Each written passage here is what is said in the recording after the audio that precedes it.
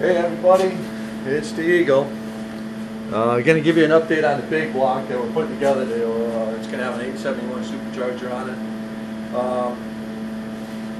Get all the lifters in, get all the new push rods finally, got all the rockers all adjusted. So it's coming along pretty good. I'm waiting for a couple of parts for my buddy to bring over so I can finish it up. He's got the time to cover, so once I get the time to cover I can put that on. Put the pan on. Let me just give you a couple little tips that I do when I'm working on these things. One, I always mark when I'm adjusting them. I mark them so I know that they're done. Inside here you're also going to see I got these marked. These I start off with them marked, lined up of the lifter and on the block. Key thing of what you're looking for as you're rotating these things, these lifters should be moving. And if you get one that doesn't move, you have a problem. Could be too tight in the lifter bore, could have a nick on it. You may have to just reprime the motor so the lifters get fully pumped, but they should be spinning. If they don't spin, you're going to wipe the cam out. So I just always double check that. The other thing that I always do, let me put my light on, got the windage tray on. That took a couple of days to get everything all set, right clearances. You want to make sure these connecting rod bolts don't come around and hit the fins. You want to make sure it's not too far away from them, because if it's too far away, it ain't going to do you any good either. Then you got to make sure the pan fits.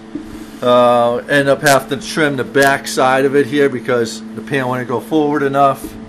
I always double check your pickup tube to the bottom of the pan. Make sure you got that right. This was off from the original guy that put it together. I had to put a spacer in here. The other thing I do, as you see, there's Permatex over here on the pickup tube. What I actually do, I actually weld that on. Once I get it straightened out where I want it, I weld it on, and then I put Permatex around just to make sure it doesn't have sucking any air or anything. It's submerged in oil, but that's just one of the little things I always do.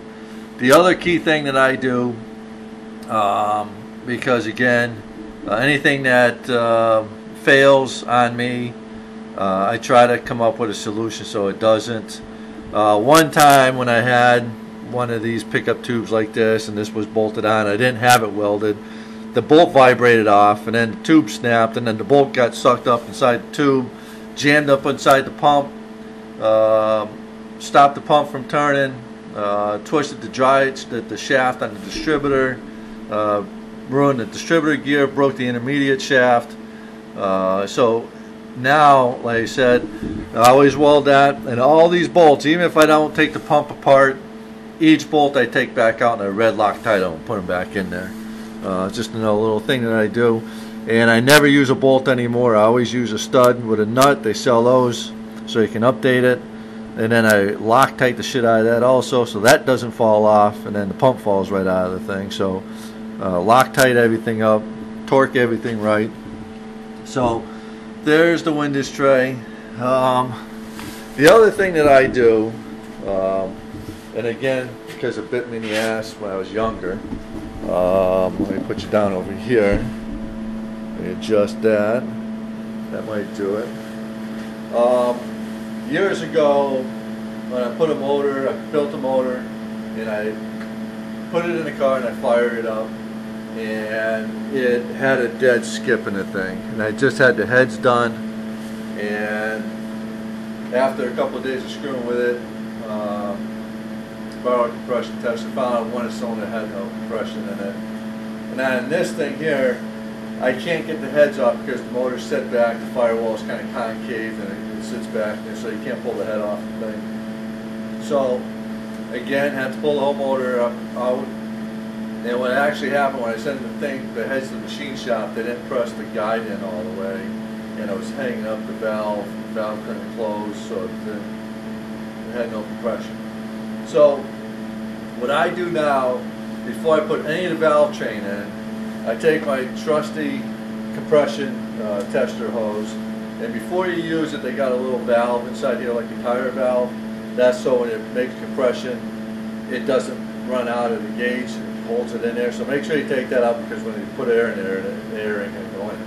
So what I do, I screw this right in the spark plug hole, and then what I do is I take the air hose and I put air into it, and it's going to rotate the motor. If the motor's up to the top, it's going to push the piston down. What you're checking for, you check it here and on the intake and exhaust side, see if you have any leakage through the valve. And if you can catch it now before you put it in the car, it's going to save you a lot of aggravation, because once you put it in the car, you put heat in it, the gaskets are going to be dead. So you're going to have to buy new gaskets, and it's just aggravating to put something in the car, it ain't right, you got to take it back out. So I will check every cylinder before I put the valve train on. And then once that's good, then I'll put the valve train on it, and I'll keep going on with the build. The other little thing that I do, I came up, I seen this in an article somewhere actually. On an oil filter, the oil comes through the block into the filter here, fills into the filter, and it comes out through here, supplies the oil to the rest of the motor. Well, this right here, this is how this sits on here. GM came up with this little safety device, so if the filter gets plugged or the oil is too thick, this will open up, which is this right here, so it will send unfiltered oil. Right, this is the filter, the oil going into the filter, this is the oil coming out of the filter, that's this piece right here.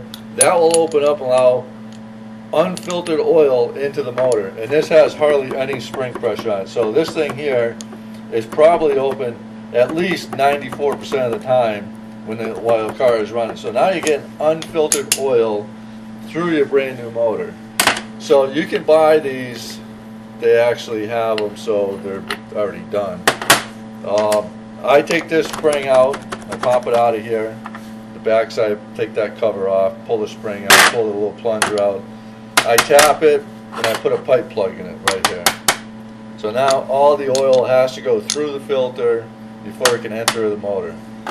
I never use this anymore. I haven't used that thing, oh Christ, probably 35 years probably. So that's what I do with all mine. Like I said, you can buy them already pre-done. So that's just another little trick that I do.